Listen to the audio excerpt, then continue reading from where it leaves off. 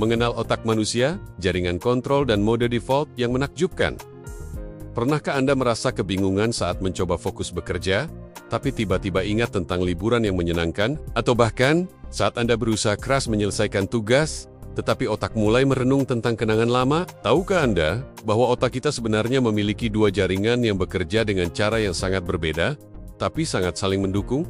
Mari kita selami bagaimana dua jaringan otak ini saling berinteraksi untuk membuat kita tetap fokus dan berpikir jernih, bahkan dalam situasi yang paling membingungkan sekalipun.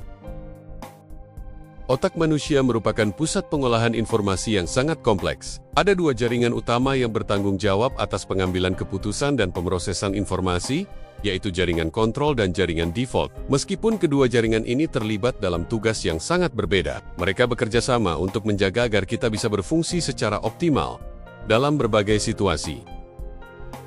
Keduanya memiliki peran yang sangat penting. Jaringan kontrol mengatur tugas eksternal dan pengambilan keputusan, sedangkan jaringan default berfungsi saat otak kita beristirahat, memberikan ruang bagi refleksi dan evaluasi internal. Jaringan kontrol kognitif melibatkan korteks prefrontal, bagian otak yang bertugas mengarahkan aliran informasi dan membuat keputusan. PFC bertindak sebagai pusat eksekutif otak yang mengatur dan memfokuskan perhatian berdasarkan tujuan yang ingin dicapai. PFC tidak hanya membantu kita memilih tindakan yang tepat, tetapi juga menjaga kita tetap fokus pada hal-hal yang penting dan mengabaikan gangguan yang tidak relevan. PFC sangat penting dalam pengambilan keputusan yang melibatkan penilaian dan pemilihan. Saat kita dihadapkan pada dua pilihan yang sulit, PFC mengarahkan kita untuk membuat keputusan berdasarkan aturan dan pengalaman masa lalu. Tanpa PFC yang bekerja dengan baik, kita mungkin kesulitan memprioritaskan tugas dan mengambil keputusan yang baik, yang bisa berujung pada kebingungan dan ketidakpastian.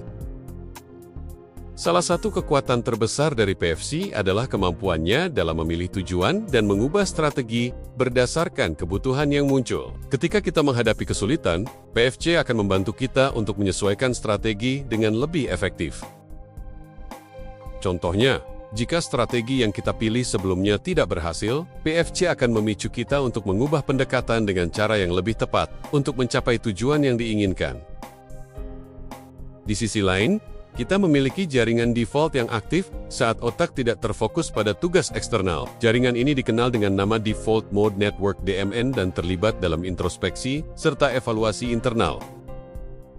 DMN memungkinkan kita untuk merenung, mengenang masa lalu, dan merencanakan masa depan. Saat otak kita tidak sedang terlibat dalam aktivitas yang memerlukan perhatian penuh, meskipun DMN tidak aktif saat kita fokus pada tugas eksternal, ia berperan penting dalam membantu kita merencanakan masa depan dan mengevaluasi pilihan-pilihan yang ada berdasarkan pengalaman pribadi.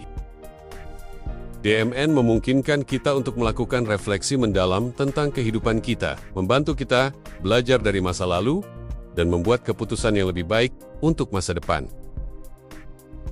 Salah satu hal yang menarik dari otak kita adalah bagaimana kedua jaringan ini bisa seimbang. Ketika kita fokus pada tugas eksternal yang memerlukan perhatian penuh, PFC akan lebih dominan. Namun, saat otak kita beristirahat, DMN mengambil alih.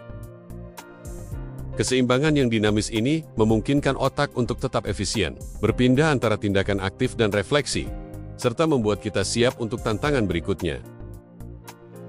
Salah satu temuan menarik adalah bahwa kedua jaringan ini memiliki hubungan antikorelasi. Artinya, ketika satu jaringan aktif, yang lainnya akan menjadi kurang aktif.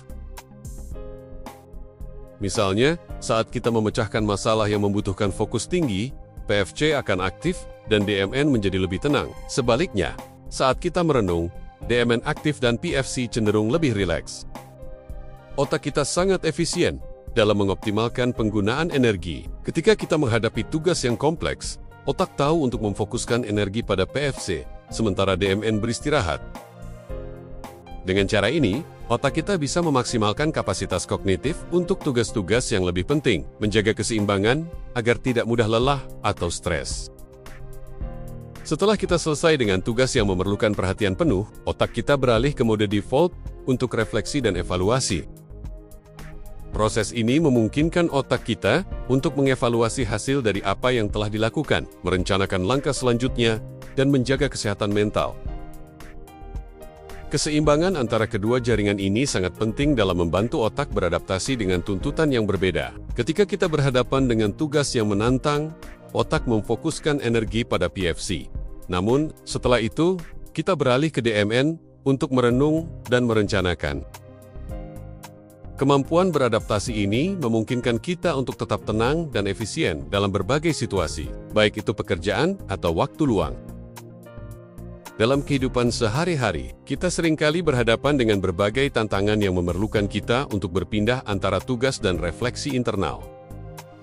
Otak kita bisa menyeimbangkan kedua jaringan ini untuk memastikan kita bisa menyelesaikan tugas dengan baik, sementara tetap menjaga keseimbangan mental. Keseimbangan yang baik antara PFC dan DM memungkinkan kita untuk bekerja dengan efisien dan menjaga keseimbangan emosional. Dengan memahami bagaimana otak kita bekerja, kita bisa lebih bijaksana dalam mengambil keputusan dan merencanakan masa depan. Penting untuk mengetahui kapan kita harus bekerja keras dan kapan kita perlu beristirahat untuk menjaga keseimbangan mental. Mengatur waktu untuk refleksi dan introspeksi memberi ruang bagi otak kita untuk mengembalikan energi dan meningkatkan kreativitas. Otak kita luar biasa. Dengan dua jaringan yang saling mendukung, kita bisa mencapai keseimbangan antara kerja keras dan waktu untuk diri sendiri. Pahami bagaimana kedua jaringan ini bekerja, dan Anda akan bisa memanfaatkan potensi otak secara maksimal. Apakah Anda siap untuk memahami lebih dalam tentang cara otak Anda bekerja? Bergabunglah dengan kami dalam perjalanan ini, dan temukan bagaimana keseimbangan antara jaringan otak dapat meningkatkan produktivitas dan kesehatan mental Anda. Tonton video ini sampai selesai, dan mulailah mengaplikasikan pengetahuan baru ini dalam kehidupan sehari-hari. Jika Anda ingin belajar lebih banyak tentang cara otak bekerja dan bagaimana menjaga keseimbangan dalam hidup, pastikan untuk like, share, dan subscribe. Jangan lewatkan video lainnya tentang otak dan kesehatan mental yang bisa membantu Anda meningkatkan kualitas hidup.